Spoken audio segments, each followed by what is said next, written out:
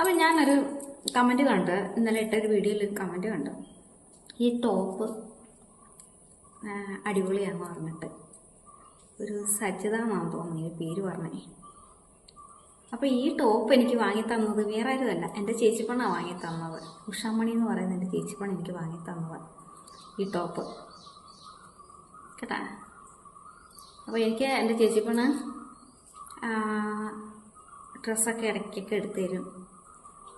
ഇപ്പോഴും എനിക്ക് ഒരു ജോഡി ടോപ്പിനുള്ള തുണി വാങ്ങി തന്നിട്ടാണ് പോയത്.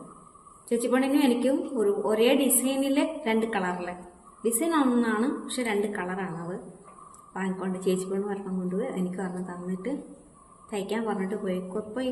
ഞാൻ ലൈവ് വന്നപ്പോൾ എൻ്റെ അടുത്ത് പറഞ്ഞു, നീ തയ്ക്കാൻ കൊടുക്കുക, കാശ് ഞാൻ അയച്ചു തരാം ഓണത്തിനേക്ക് എന്ന് പറഞ്ഞു. ഞാൻ പറഞ്ഞു ഞാനിപ്പോൾ കൊടുക്കുന്നില്ല ചേച്ചിയെന്ന് പറഞ്ഞു. അപ്പം എനിക്ക് ഇടയ്ക്കിടയ്ക്ക് ഡ്രസ്സൊക്കെ വാങ്ങി തരുന്നതും എൻ്റെ കാര്യങ്ങൾക്ക് പൈസ അയച്ചു തരുന്നതും എന്നെ ഒരുപാട് ഹെൽപ്പ് ചെയ്യുന്ന ഒരാളാണ് എൻ്റെ ചേച്ചിപ്പണ്ണ്.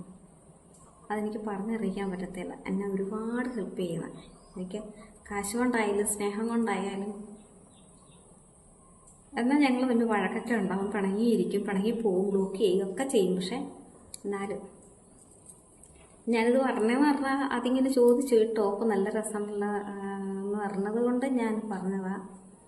അപ്പം അത് തന്നെയല്ല, നമ്മളെപ്പോഴും നമ്മളെ ദ്രോഹിക്കുന്നവരെ അല്ലെ നമ്മളിവിടെ വെറുക്കുന്നവരെയൊക്കെ നമ്മളെപ്പോഴും ചിന്തിക്കുന്നത്, അവരെന്താ അങ്ങനെ പറഞ്ഞു, അവർക്കത് പറയാൻ കൊള്ളാവോ, അങ്ങനെയൊക്കെ നമ്മളെപ്പോഴും ചിന്തിക്കൂലേ.